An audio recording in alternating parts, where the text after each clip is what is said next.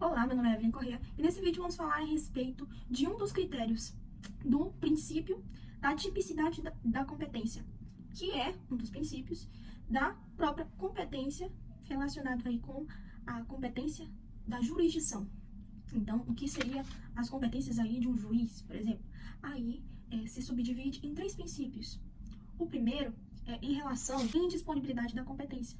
O segundo é em razão da tipicidade de competência, e é nesse que vamos trabalhar hoje, mas apenas um critério dele, que é o critério em razão do valor da causa, onde nós iremos abordar aí sobre a Lei 9.099 de 1995, né?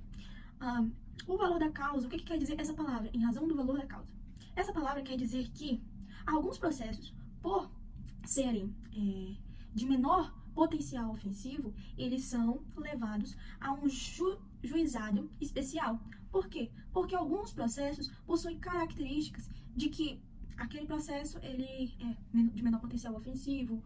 Outra característica é que ele possui aí um limite de até 40 salários mínimos, né, para entrar nesse juizado especial. Para entendermos também, é imprescindível analisarmos a estrutura. A estrutura, temos a justiça comum em cima, e posteriormente, logo abaixo, ela se subdivide em justiça federal e justiça estadual.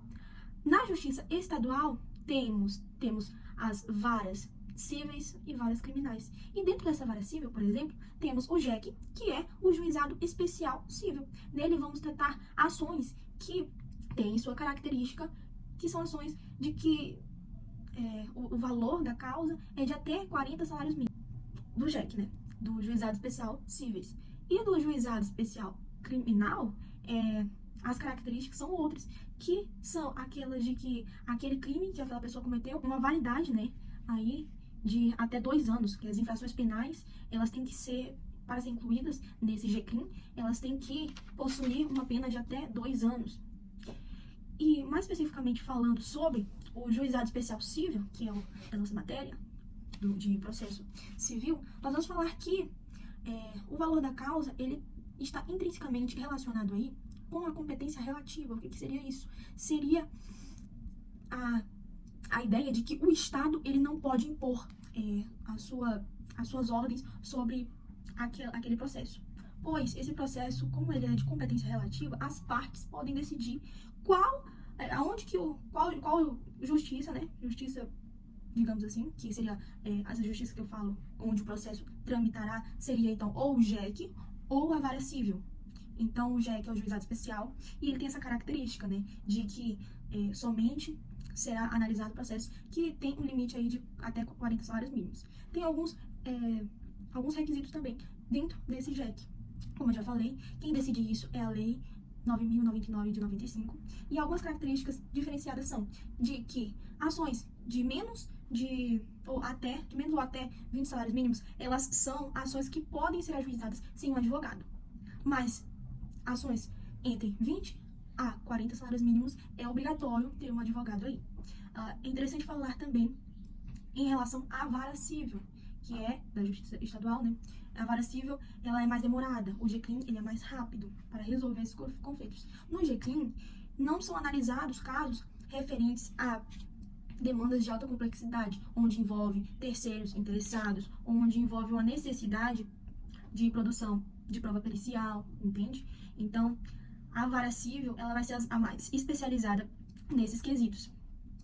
O que é interessante falar é que na vara cível, ela vai ser aplicada quando aquele processo, o valor daquele processo passar de 40 salários mínimos.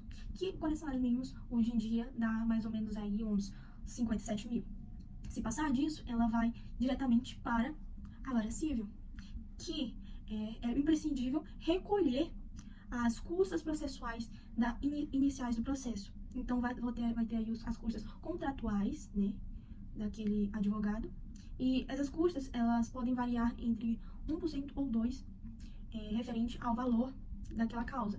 E também, nessa perspectiva, também vai ser incluso aí os honorários advocatícios de sucumbenciais. O que são esses honorários? Esses honorários é somente na vara cível e ele é destinado ao advogado da parte vencedora, como se fosse um prêmio por aquele trabalho, aquele serviço que aquele advogado exerceu, uma recompensa, né? E vamos falar também sobre as exceções à regra desse valor da causa. A exceção é de que ela pode ser competência absoluta, onde o Estado irá impor quando esse valor ultrapassar 40 salários mínimos. O autor vai ter que escolher entre renunciar àquele direito de receber aquele valor que ultrapassar 40 salários mínimos, se estiver sendo julgado no JEC, ou ele pode esperar, né, deixar que o processo seja extinguido com julgamento de mérito, e aí ele vai executar na vara civil, onde irá, né, propor aí que aquele valor que ele deseja, que é superior a 40 salários mínimos. Então, ele vai ter que escolher ou se ele vai abrir mão daquele valor e pegar apenas os 40 salários mínimos, ou ele vai entrar com a justiça, com a vara civil. Então, também é interessante falar a respeito da análise da incompetência relativa.